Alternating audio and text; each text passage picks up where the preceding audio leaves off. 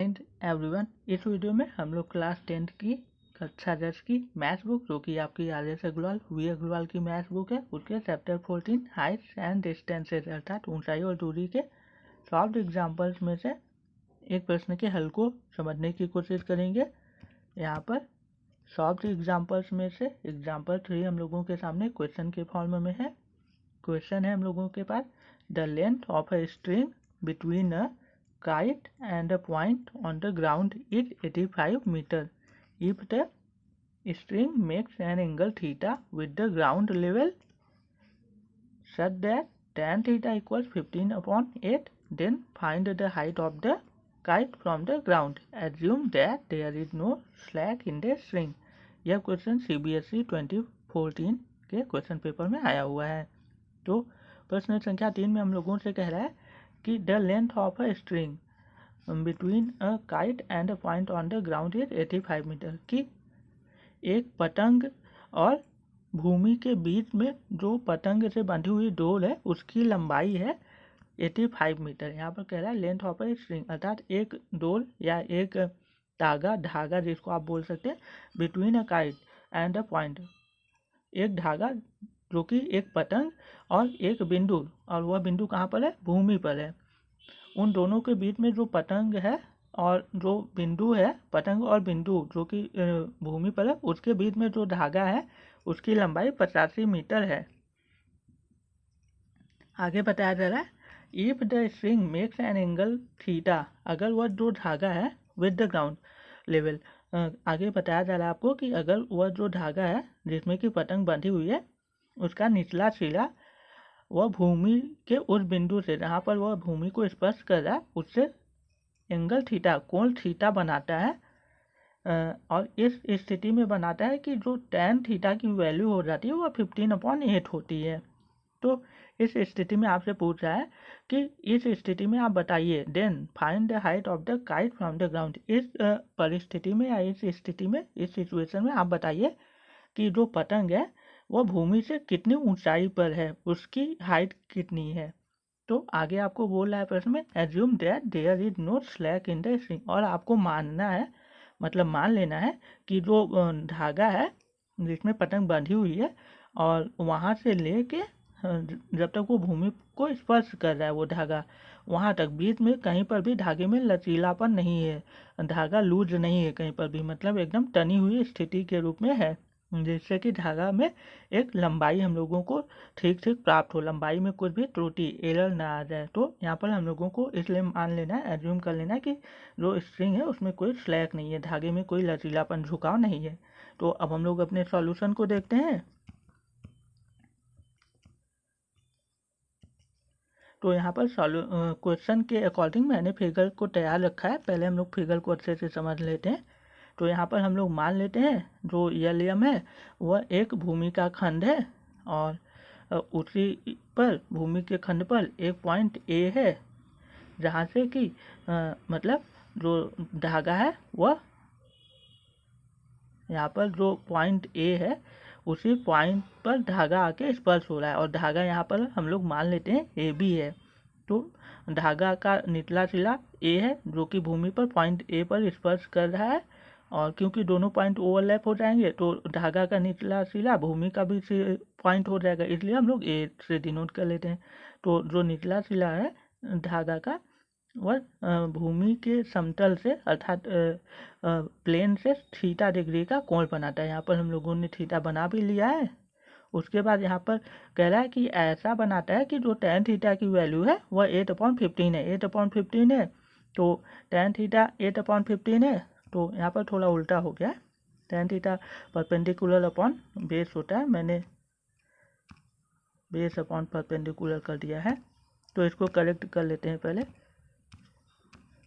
यहाँ पर जो 15 के है उसको हम लोगों को 8 के 15/8 सॉरी सही है, उसको हम लोगों का सही है।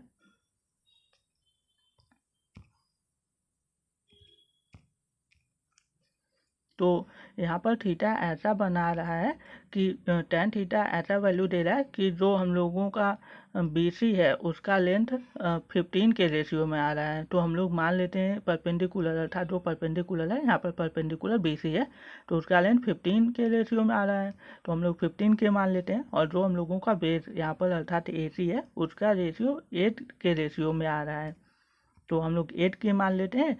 और जो स्ट्रिंग है उसकी लंबाई हम लोगों को दी हुई है 85 मीटर। यहाँ पर स्ट्रिंग ऑफ द काइट है ये, और ये हम लोगों का सेगमेंट ऑफ द ग्राउंड है या सेगमेंट ऑफ द लैंड भी आप लिख सकते हैं। यहाँ पर टेन थीटा और पॉइंट बी पर हम लोगों के काइट है। तो अब हम लोग इसको सॉल्व करते हैं।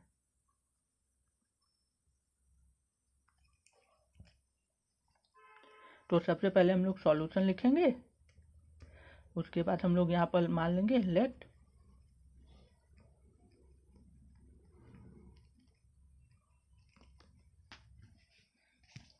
ए बी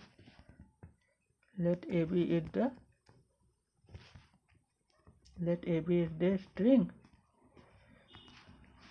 तो हम लोग लिखेंगे एल एम एंड आप कर लीजिएगा यहाँ पर, एंड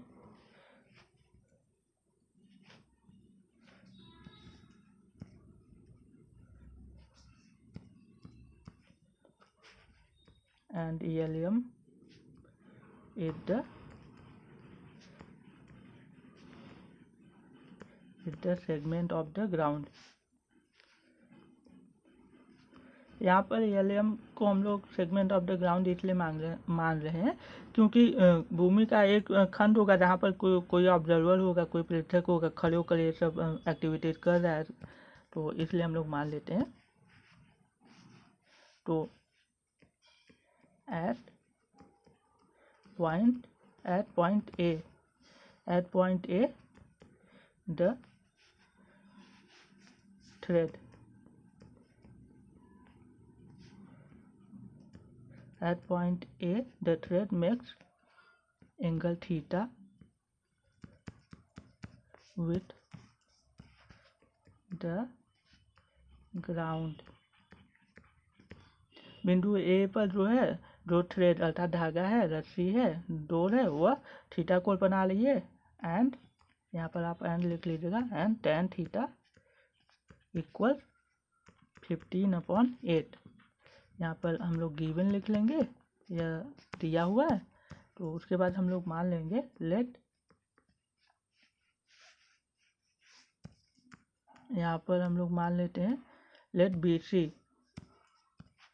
बी सी इक्वल 15 के,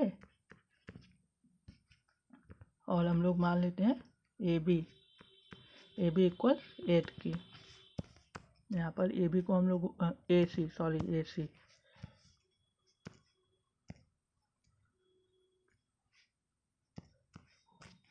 तो ए सी इक्वल 15 के, एंड हम लोगों को ए बी दिया हुआ है, ए बी इक्वल 85 मीटर, ये भी गिवन है, हम लोग गिवन लिख लेंगे। उसके बाद हम लोग लिखेंगे the kite is at point B, the kite is at point B. Kite point B पे हम लोगों का है यहाँ पर। तो फिगर में जितना भी इंफॉर्मेशन था उसको हम लोगों ने यहाँ पर सेंटेंस के फॉर्म में लिख दिया है। तो अब हम लोग इसको सॉल्व करते हैं।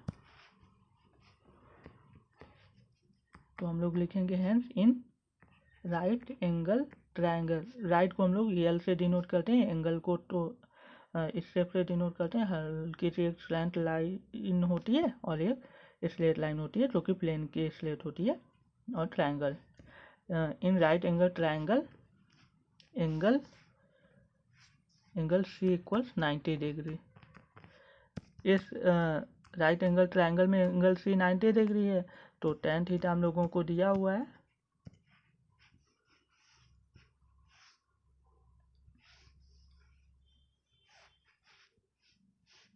इन right angle triangle angle C equals 90 degree, hence हम लोग लिखेंगे तो क्या हो जाएगा हम लोगों का, पाइथागोरस का यहाँ पर थ्योरम हम लोग लगा लेंगे। तो हो जाएगा AC square plus BC square equals AB square.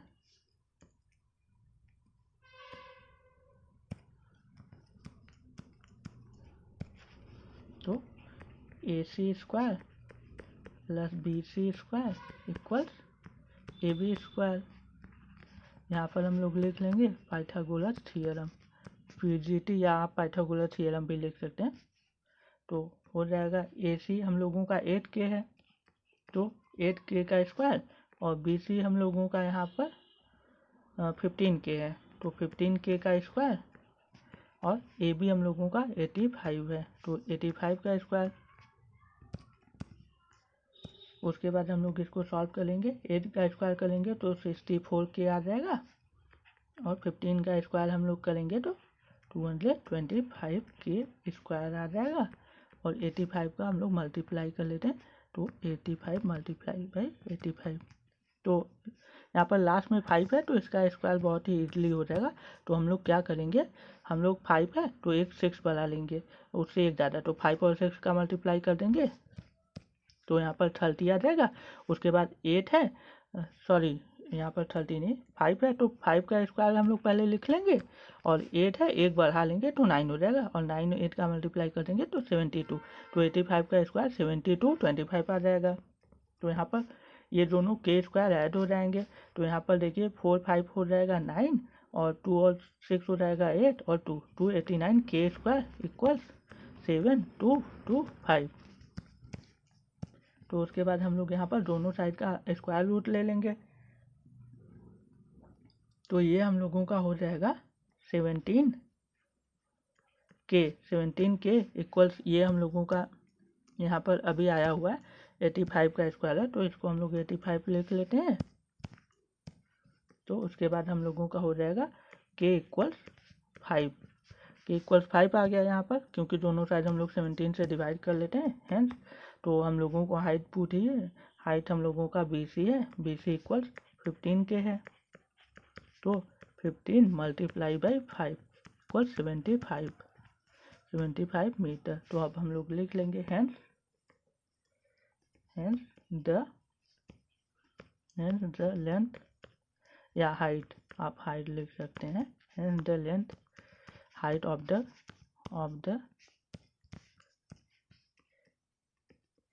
Kite from the ground is 75 metre.